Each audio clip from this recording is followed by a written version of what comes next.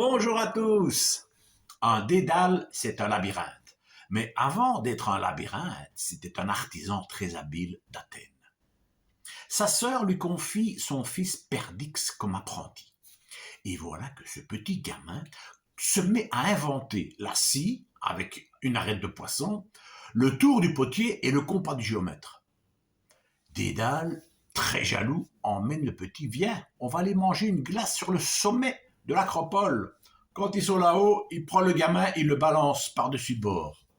Ça lui apprendra à faire de l'ombre à son tonton.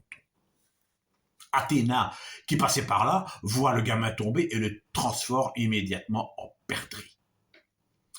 Dédale, à cause de ce meurtre, doit partir en exil et il choisit la Crète. Il va chez le roi Minos.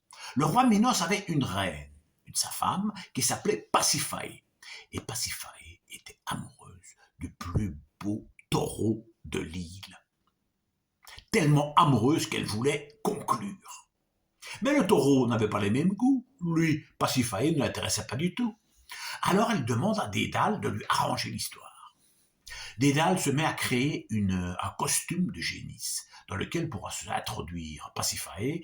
Et alors, avec ce stratagème, le taureau, voyant la belle génisse, croyant que c'était une génisse, il fait ce qu'il fait comme taureau.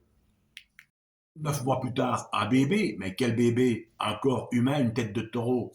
C'est le Minotaure, qui veut dire taureau de Minos. Minos n'ose pas se débarrasser de ce bébé. Il sent qu'il y a du surnaturel là derrière. Il y a du dieu là derrière.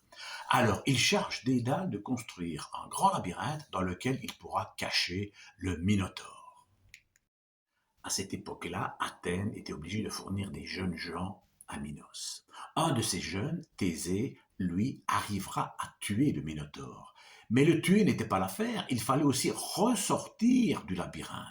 Ariane, vous connaissez l'histoire, elle lui refilera une ficelle, mais cette idée, c'est Dédale qui l'a refilée à Ariane. Minos, lui, est furieux. Sa femme se tape un taureau, son enfant est un monstre, qu'un jeune Athénien vient de tuer. Alors, il enferme Dédale dans le labyrinthe. Dédale et son fils Icare, parce que Dédale a eu un fils avec une crétoise, Icare.